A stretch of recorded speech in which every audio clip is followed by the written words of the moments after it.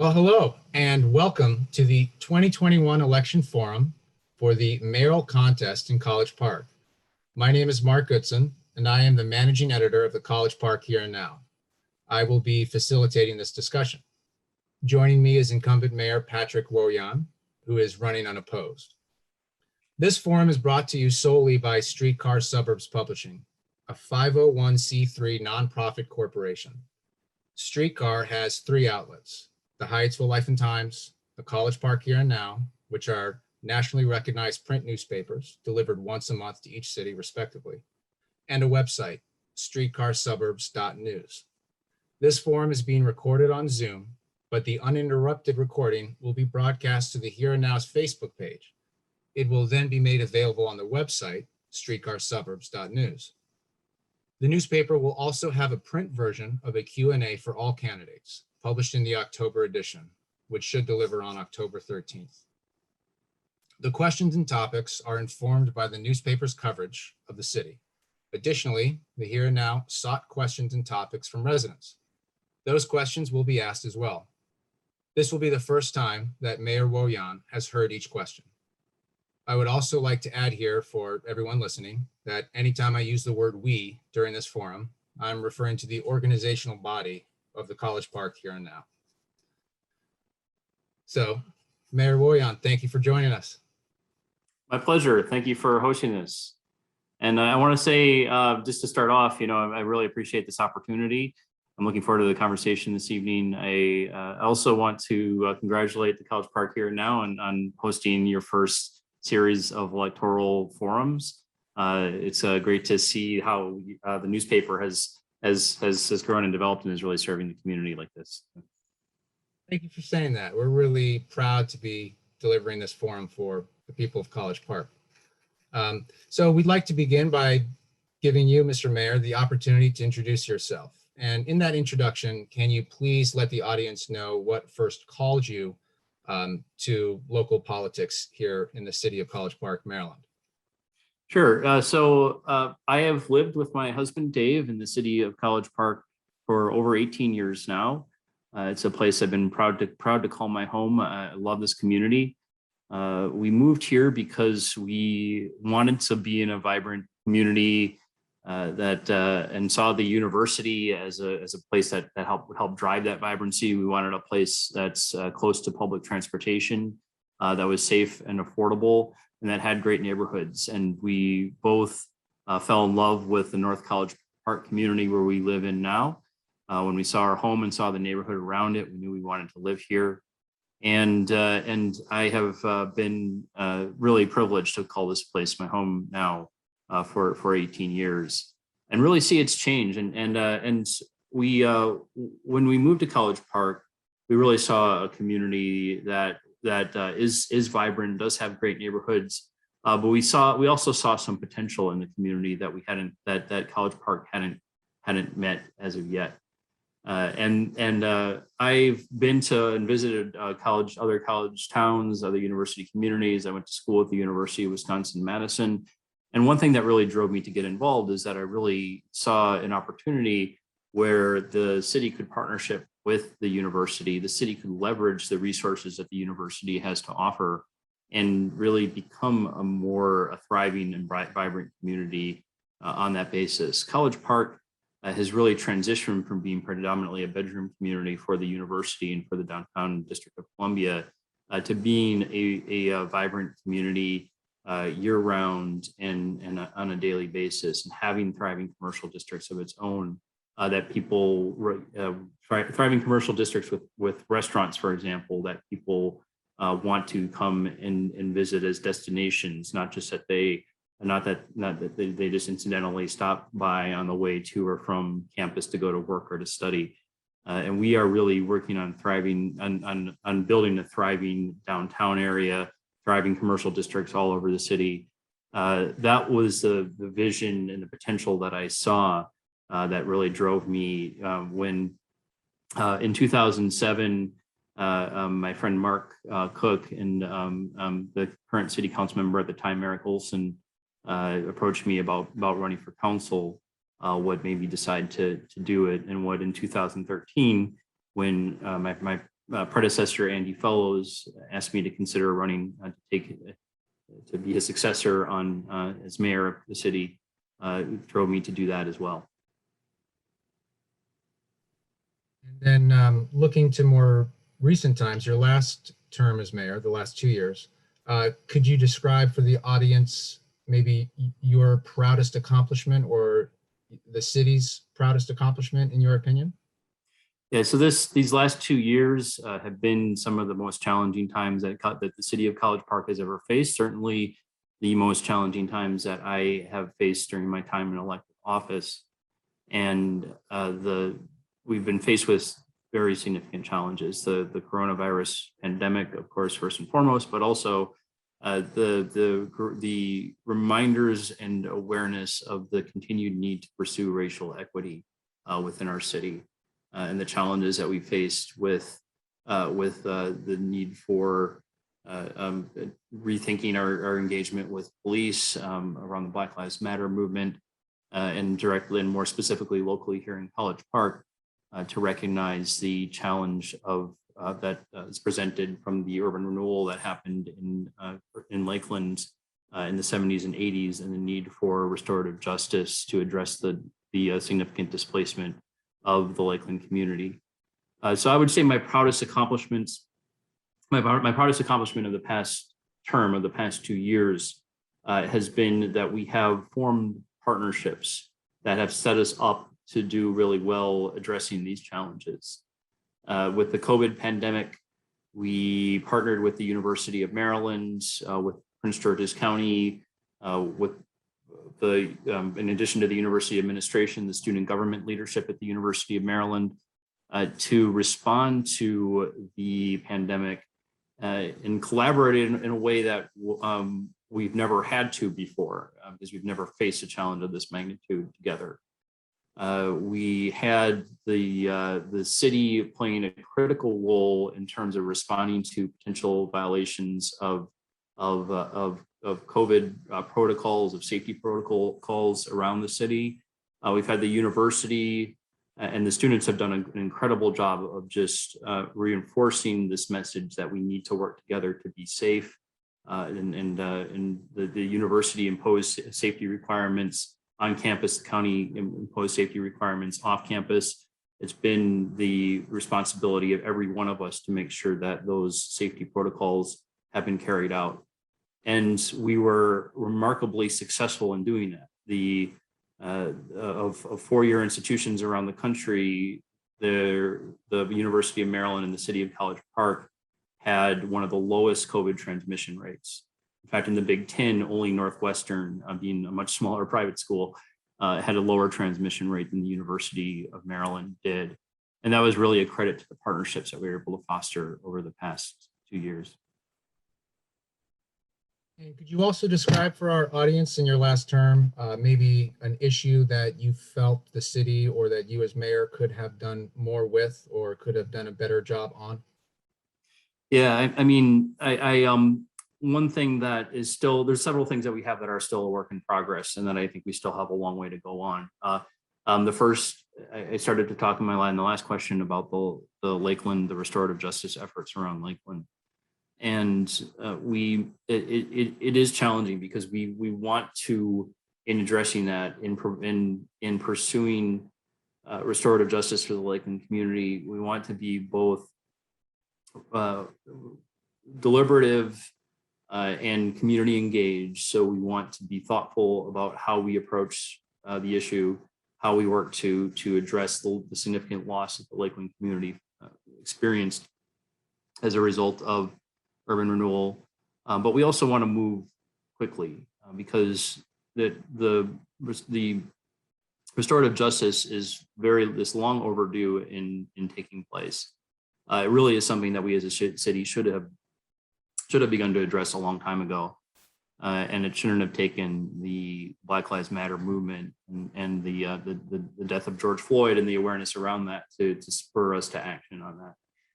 So better late than never, but we need to work hard to make sure that we are doing that work deliberatively, but at the same time working to address the needs that the Lakeland community has. more quickly. Thank you. And the Here Now is dedicated to cover that development. I understand the steering committee met at the end of September, and our archive on streetcarsuburbs.news has a bit of the history that you're describing, the urban renewal in the 70s. And well, thank you for your response on that. You've joined a Route 1 corridor civic action organization called Pathways to Unity, and it's an affordable housing initiative and hopes to learn more and look for opportunities to be involved. Affordable housing has weighed heavily on the city's agenda dockets recently. The city has discussed options, taking advice from local government agencies and partnerships. So all of this taken into account, what exactly do you plan on doing in your next 2 years to ensure that with new development comes affordable housing for both future residents and students? Yeah, so that's a great question, because there's really a lot that we're doing around this right now. I'm really excited to dig into it more. We have affordable housing, especially in a university community, is challenging. We excuse me.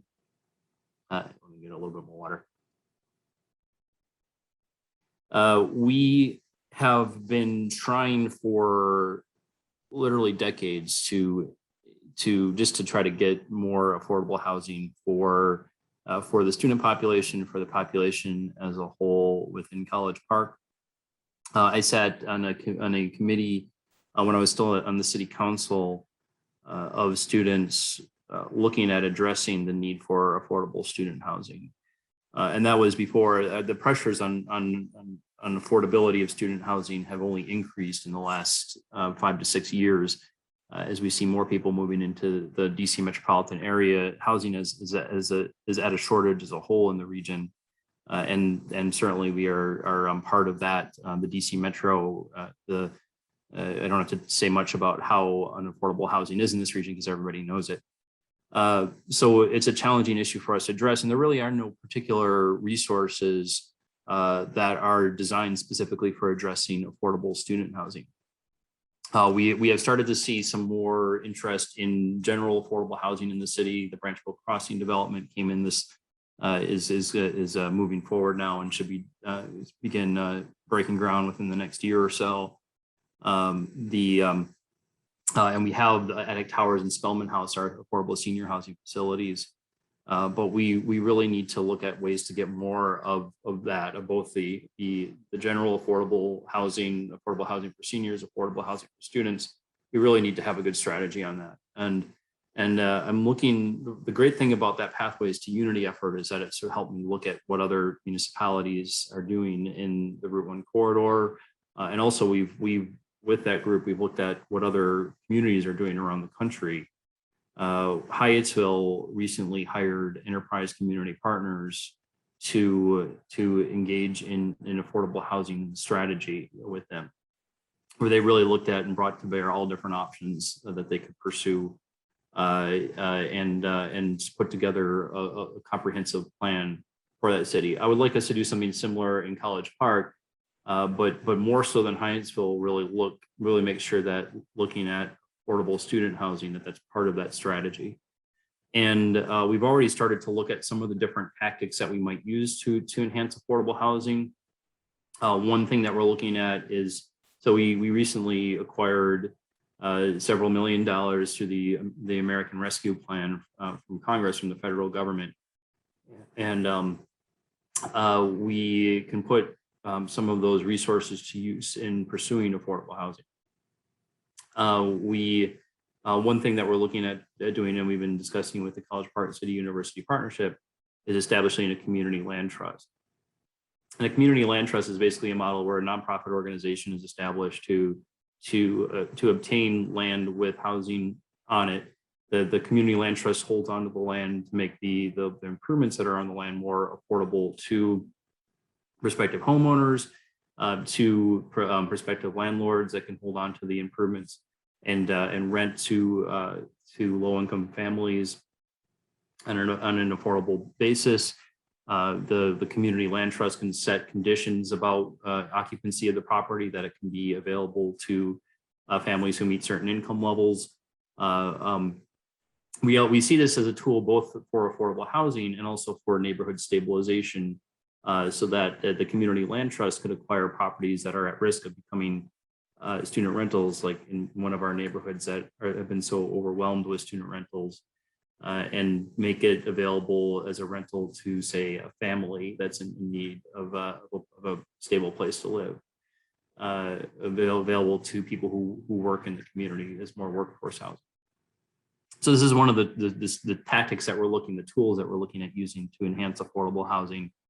We're also looking at the Pathways to Unity does a lot of advocacy in the county and in the state level too, and we're working on how we can engage in advocacy to improve, to enhance the amount of resources that are available for affordable housing, to make sure that the county has an affordable housing trust fund that has been under resourced in the past. We'll look at how we can make sure that we get county resources into that affordable housing trust fund to support and subsidize developers that are building affordable housing. This is a couple of examples. We're looking at a lot of different strategies, and I really the overall strategy that I would like to work on with the enterprise community partners is to kind of put this all together and figure out which of these tactics will have the best impact and which ones we should prioritize. On the subject of housing, we've heard from different residents who are complaining of predatory practices like landlords being unresponsive to tenant concerns, hiking prices without notice, and several other long list of complaints that we've heard from different residents. What role can the city play in concerns such as these? Yeah, well, the city, that one important role that the city does play is that we address the conditions in rental properties in the city by doing annual inspections of every single licensed rental property within the city of College Park. We have and will continue to encourage any tenants, student tenants or otherwise, to contact the city if there are substandard conditions that are making it difficult for them to live in their rental property, to let the city know, and we will come out and do an inspection and then cite the landlord and continue to cite the landlord and find the landlord if they do not fix the problem. In terms of predatory practices, I know that those have been particularly problematic throughout the COVID pandemic. Been very concerned about the impact of the lifting of the eviction moratorium recently, and what impact that's going to have on College Park residents who are housing insecure. And a lot of people, I know that a lot of people think of students as not necessarily being insecure in their housing situations, but there are some recent studies that really show that that's not true. That students can oftentimes be at risk of being homeless. So it's really something that we need to work to make sure that we look at this for students as well. I would really love to see us develop some sort of a resource center for tenants, so that we can connect them to materials so that they know what their rights are, so that the laws that are in place that limit predatory practices by landlords, that those are enforceable, that tenants are aware of those. That we can connect them with the existing legal resources that are available to assist, particularly with limited incomes who are tenants and face potential eviction. In the last several weeks, we started to get a list from Prince George's County, the Department of Housing and Community Development, of the evictions that are scheduled to take place in the city of College Park. And I've started to work with our Department of Youth, Family, and Senior Services to make sure that they know when there are tenants that are at risk of eviction, start to reach out to them and let them know that there is assistance available through, for example, the Emergency Rental Assistance Program, which is federal funds that have gone to the county, a lot of which are still unused, that could be used to assist with paying rent and allowing tenants to stay in their homes without being evicted. This question is also related to housing and the enforcement, like code enforcement and such things that you just mentioned. Uh, Now, you mentioned it on behalf of um, tenants and folks who are facing eviction and things like that. M. Hartnett in District 2 is interested in code enforcement for non-rental properties, but just residential properties that have fallen into disrepair due to vacancy and other concerns. He's very concerned that the broken window theory of crimes could attract future crimes if houses are left in disrepair. And what can a resident do to alert the city and have the city take action with certain homes that are either vacated or fallen into disrepair? Yeah, so any house that's falling into disrepair, they should immediately call the city's code enforcement, which is 240-487-3570. I know I have that memorized because I use it a lot, and report it. We do have code enforcement that go around the city every day, but the residents are often times our eyes and ears on the ground, and it's really helpful when residents call it in and let them know. One thing that we have been working on that we hope to be rolling out sometime within the next few months is what's called a CRM software. It's a customer relations management, but it's basically a way that people can report things more easily and effectively to the city. And we're going to be, I hope within the next 6 months or so, rolling out an app that residents can use to report problems. And that will be, and that won't just be code enforcement. It will be things like potholes, problems with city facilities that are broken. If there's something like a playground equipment that's broken, anything like that. But they'll be able to take a picture of it, the picture, and submit it via the app. It will be geotagged so that it will mark where it is exactly.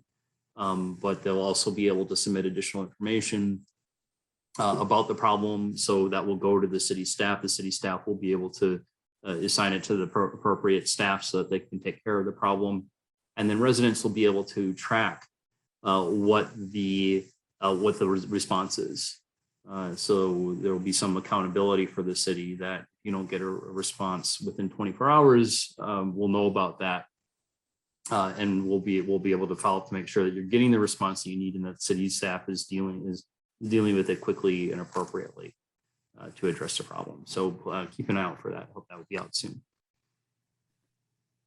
So as I mentioned, that last question was from a resident, and we did receive some other questions from residents, and I'll try to read those as unedited as I can for the sake of time and other things. One example here, May Goetz from District 3, she writes, what action would you take to save Guilford Woods? Sure. So I figured some question would be coming about Guilford Woods. No, Guilford Woods is a challenging issue. I know, we as a city, we greatly value our green infrastructure, our tree canopy. We've been working over the past year to put measures into place to preserve and save our tree canopy. And we certainly want to preserve Guilford Woods. We have, though, a competing interest for the city, and something that we've also been pursuing for a long time is the pursuit of affordable housing for grad students. And the Western Gateway development that has been proposed is, first of all, a little bit of context. The land that is proposed for the Western Gateway development has been proposed for development for a very long time. Before I was mayor, even before I was on the city council, it was zoned to be mixed use. So a developer could come in and propose a mixed use development there, and essentially, as a matter of right, be able to develop that land. The Western Gateway development that has been proposed is something that where and I should also preface to say that this isn't actually in the city of College Park. So the city of College Park has very limited authority over what happens on this development. We have explored the possibility of annexing the development if it does go forward. But right now it's not within the city of College Park. So there's very little that we could do to stop or alter the development.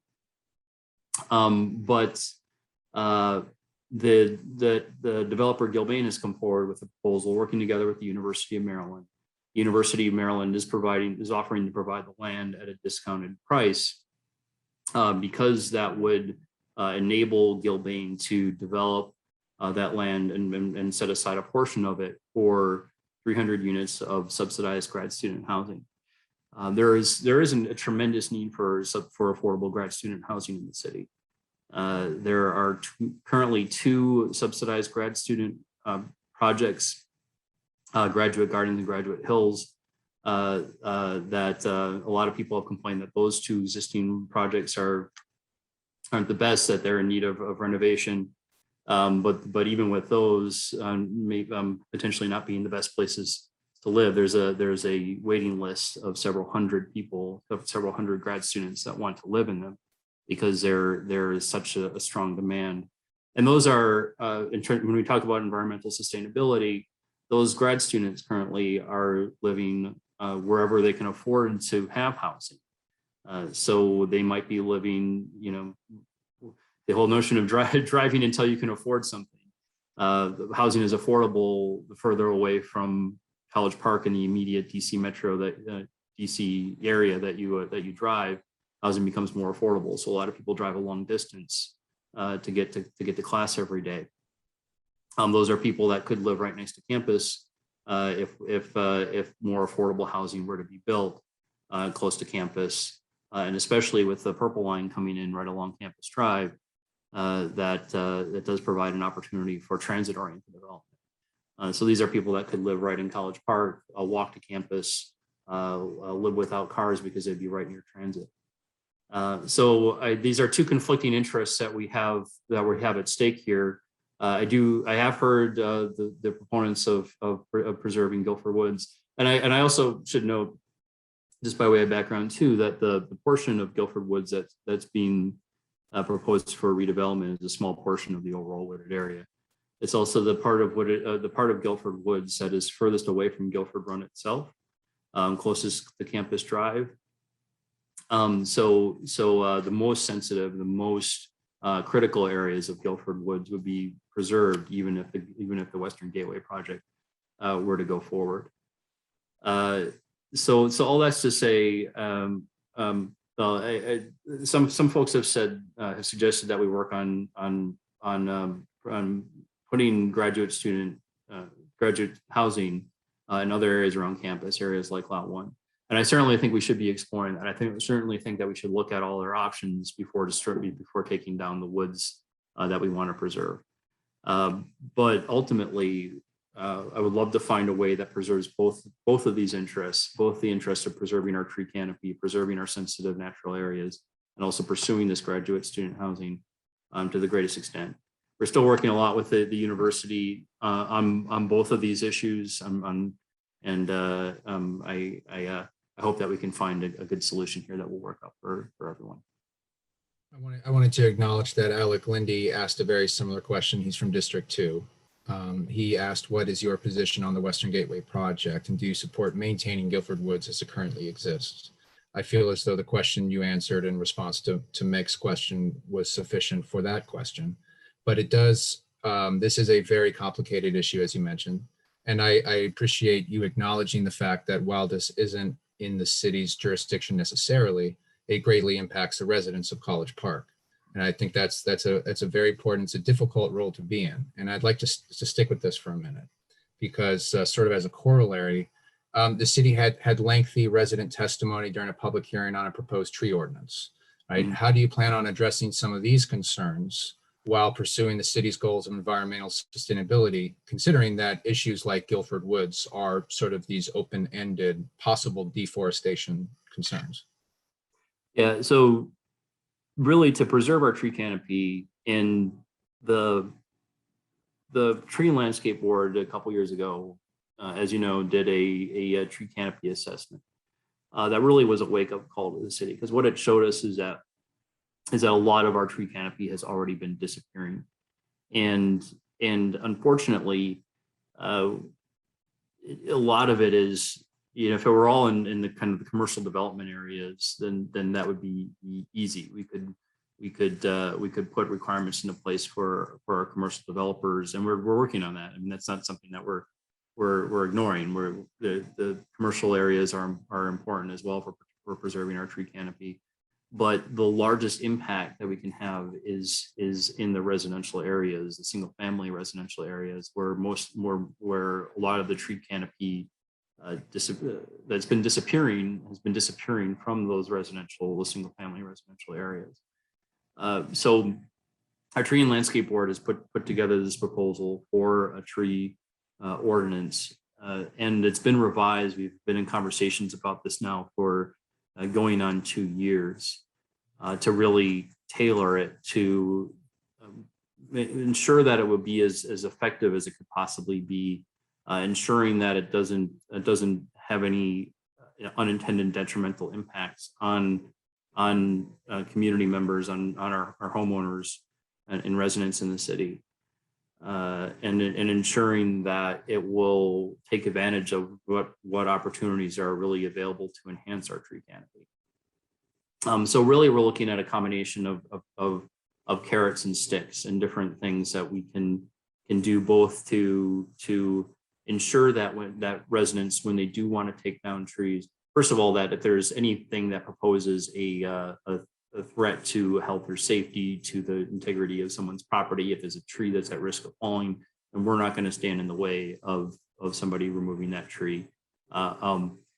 But if there is a tree that is healthy, or that even could use a little bit of maintenance to be healthy, that we work with residents to make sure that they do everything they can to preserve that tree. And if it does need to be taken down, that the resident replace it with other trees in kind. And we don't just want this. We don't just want to come in and say this is what you have to do. We want to provide resources to residents so that they're better able to do this.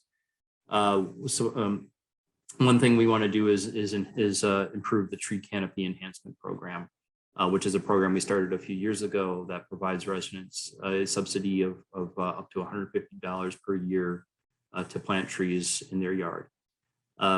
What we would like to do is both enhance that, increase the amount that's available to residents. Also, Prince George's County recently passed a similar program where they provide a subsidy for residents to plant trees in their yard. So we want to work with them to make sure that to the greatest extent possible that the county allows for it, that they can take advantage of both programs, both the city and the county program. We also want to start up a tree maintenance fund. And this is one thing I'm particularly excited about, because speaking from our personal experience, we have a tree in our front yard that a couple years ago was starting to the branches at the top of the tree were starting to die off. And we were concerned about the health of that tree.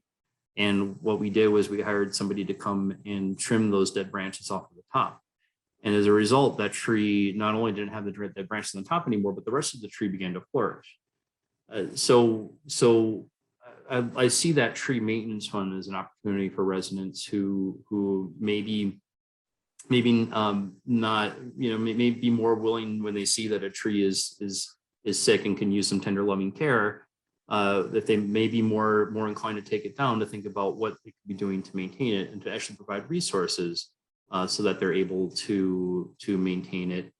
And we are looking at, in terms of I mentioned the commercial properties before, making sure that commercial developers who take down trees, we not only want them to replace those trees and do so in a way that keeps the city whole. I think one of the questions that has come up with replacement of trees on commercial properties is when developers take them down, where are they replacing them? We'd like to make sure that that developers replace those trees. There may not be an opportunity necessarily to replace them within the city because there's limited public lands where developers could still replace trees, but at least to do it in the same watershed. So if they were to take trees out of the Guilford Run watershed, maybe they can do it. Maybe they can replace them upstream, still along Guilford Run, so that the impacts on the watershed for Guilford Run as a whole, so that there isn't any detrimental impact.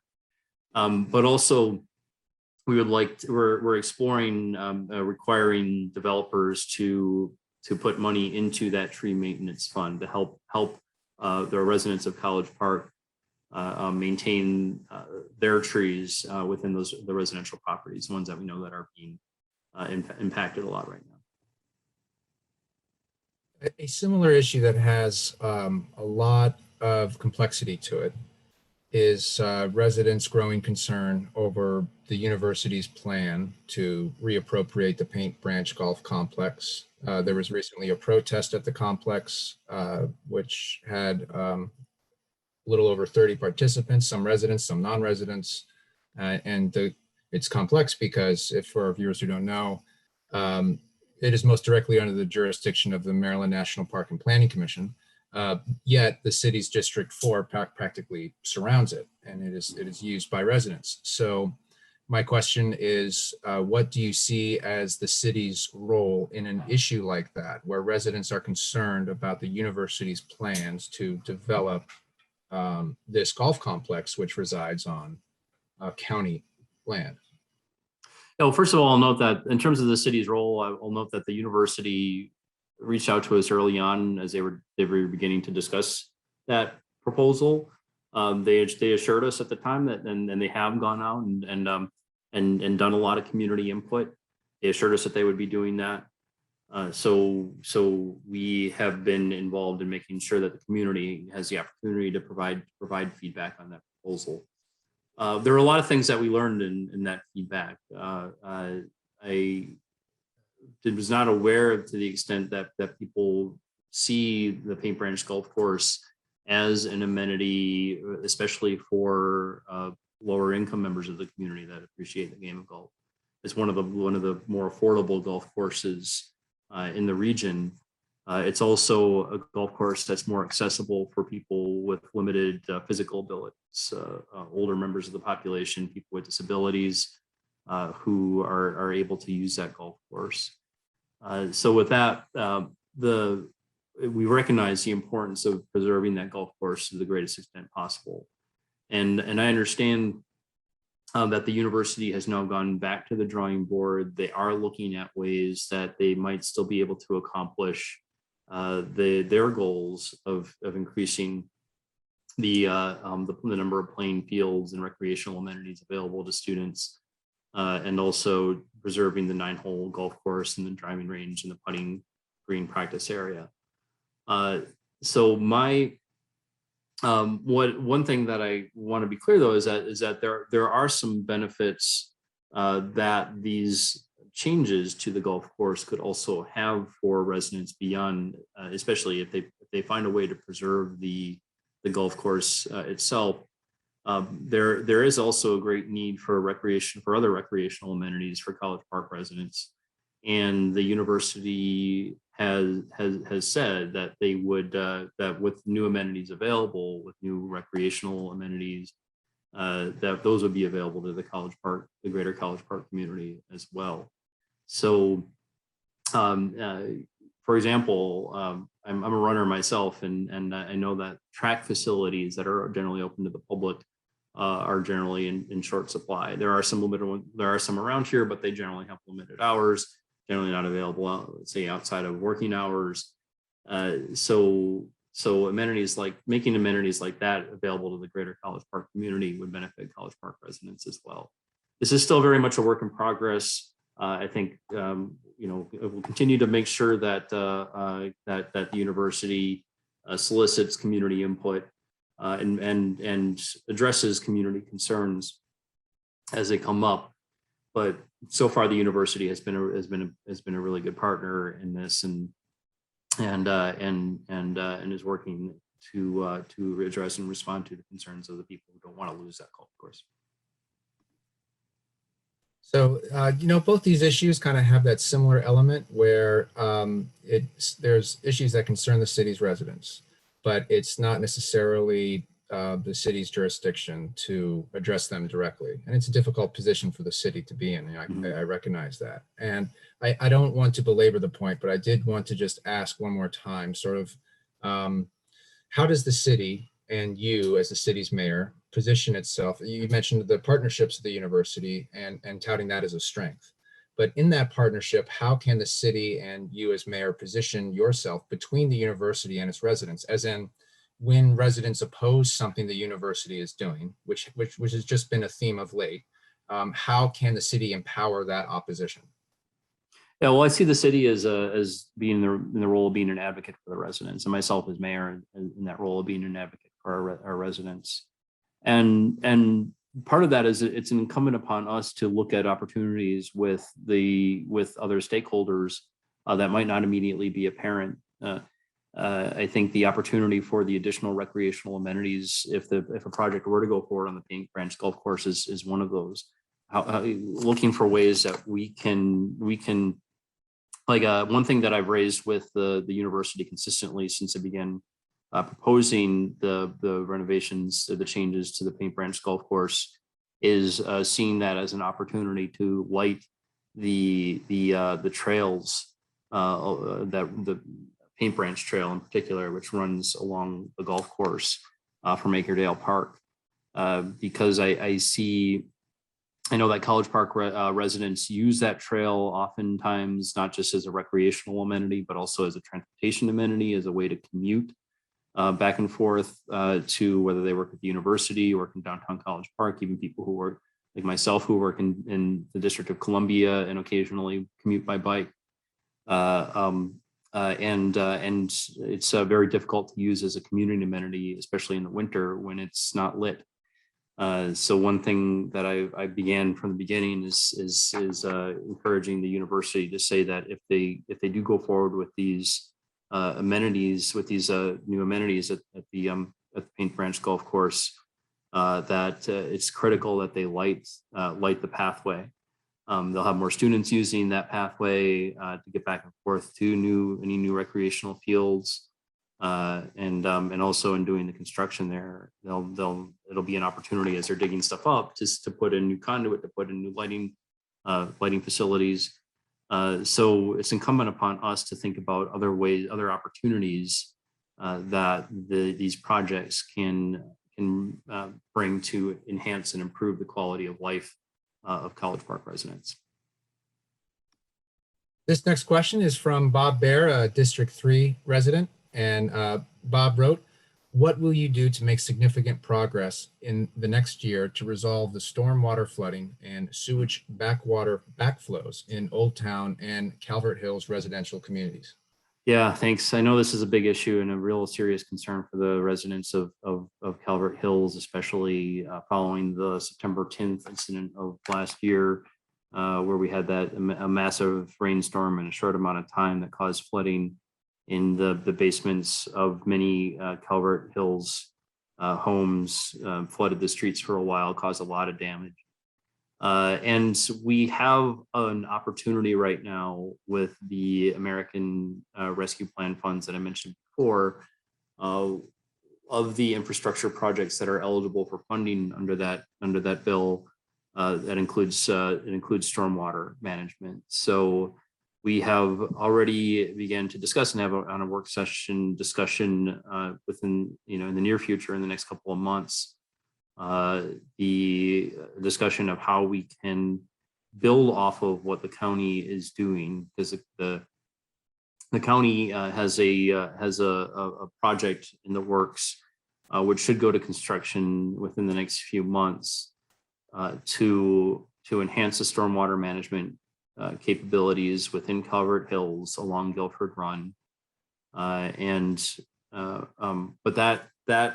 the impacts of that project, they've told us, the county has told us that with rain incidents, with storm incidents of the severity of what we saw last September, that will not address those severe rain incidents. That infrastructure, that project is really meant more to to address the more common rain incidents. So we as a city have looked at how we can use our resources through the American Rescue Plan to go beyond that, to look upstream, to do things like to are there more areas where we can depave areas along Guilford Run that cause more runoff to go into the creek, and then to go downstream and flood Calvert Hills? Are there ways that we can add more cisterns, more amenities to hold on to stormwater so that it doesn't rush immediately into the neighborhood? We still have a lot of work to do to study what the most effective way to do this is going to be, but we have resources now that we can put to use, hiring people who are experts in these issues to really dig in and figure out what we need to do to stop flooding in the community. And one follow-up to this, because we have heard from residents outside of District 3, and we had heard from residents outside of the September 10th event, which certainly was a unique act of nature on that day. But we've heard and seen and witnessed some of the flooding event that occurs along the Paint Branch in different places in College Park. And we've heard from residents who have not had any luck claiming these flooding events with either the Prince George's County Office of Emergency Management or the Washington Suburban Sanitary Commission. And some of this has been going on for years in terms of lack of response. So it's great to hear some of the plan for the monies going forward. What can residents do in the near term if they are in that roadblock wherever they live, where their reporting of these occurrences has had no impact in terms of assistance? Yeah, well, we do have some great advocates for us in the county council as well. Councilmember Glaros has been very helpful in helping address these concerns as they've come up in Calvert Hills. We also, when the rain event happened last year and when other rain events have occurred, our city engineer has gone out and worked with residents to help them to report problems and get a response from the county. Unfortunately, I know that the response from the county hasn't always been what the residents have wanted. I think we need to continue to advocate with the county to be more responsive in situations like this. I know too that there is, with growing awareness and understanding of the risks that we face with climate change and the need for greater resiliency, other resources are becoming available to help people who experience flooding and other damages from incidents related to climate change. So we need to really look more into those resources and figure out what's available, and put more pressure on the county to be more responsive in situations like that. In the 15 minutes that remain, that ended the resident question portion of the evening. And we just had a few more questions to wrap up the evening for about 15 more minutes. Other than council meetings and public hearings, especially considering how the pandemic has forced a lot of communication to be virtual, how have you been able in your last term to reach and connect with the people of College Park and get to know them, their needs and concerns? Yeah, so it's been more challenging than usual. Of course, it's been hard to get out and talk to people when we've been in this situation where being in public places can be dangerous to our health. But I've continued to work to build my email list. I send out 2 emails every week. One that's more meaty and really talks about some of the issues going on in the city and what we're talking about at our council meetings, and one that just lets people know about interesting and exciting events that are taking place. I make sure to let people know about the community events, the community meetings that are taking place, the opportunities for people to weigh in about different things, and that I know has been an opportunity for residents. I look for opportunities to ask for feedback on ideas, and people do provide me, they respond and engage with those emails, and I'm always happy to see that. I also think having more of a presence over social media. One thing that's been really fun that I've done over the last 18 months during the pandemic is use social media as an opportunity to promote our local restaurants. When my husband and I go out to eat, actually we'll not go out to eat, but we get food, we bring it home. We highlight the restaurants that we're getting food from. We saw that initially at the beginning of the pandemic as a way to highlight what restaurants were still open and available for carry out or delivery, and to let people who I'm connected with on social media know that they can go out and do the same. And I think that's really been helpful in supporting our local restaurants and getting through this pandemic. So using social media as a tool. I've tried to use social media too as a way to let people know about issues that are going on, to highlight, put posts up about things, and look for and solicit feedback about different things that are going on. I think some things that we as a city could be doing more in the next couple of years is look at other ways to make information available to residents. We have right now, we've really expanded in the last few years the ways that we communicate with residents through our weekly bulletin, which comes out every Friday, the municipal scene, which comes out monthly, and of course the College Park Here and Now and the insert that we put in that. But I think we could be doing more to make it available. Our community is very diverse and many people that speak many different languages. I'd like to work with our racial equity officer to make sure that we are being thoughtful about how we get out information to all the diverse members of our community, and how we engage with all the diverse members of our community. So that when we have public meetings, we also make those available in different languages, and make sure that we're reaching members of the community who might not otherwise be engaged. How do you plan on making College Park an attractive place to recruit and maintain long-term residents? Yeah, and I think that's a great question. And I think there's a lot that we're doing right now to do that. The first, I think, having vibrant places for residents to go to and be part of the community. We are on the verge now of opening up our new city hall. It should be happening in the next couple of months. And I think maybe even more excited than I am about having a new council chambers and new office space for our employees is we're going to have a new public plaza that's going to front right on District 1, on Route 1 on Baltimore Avenue. And that will be visible as people are driving through the city. And to me, that's going to help better define our city. It's going to be a gathering point, that when a place that when people think about College Park, they will think about that public space and the events that they go to in that public space.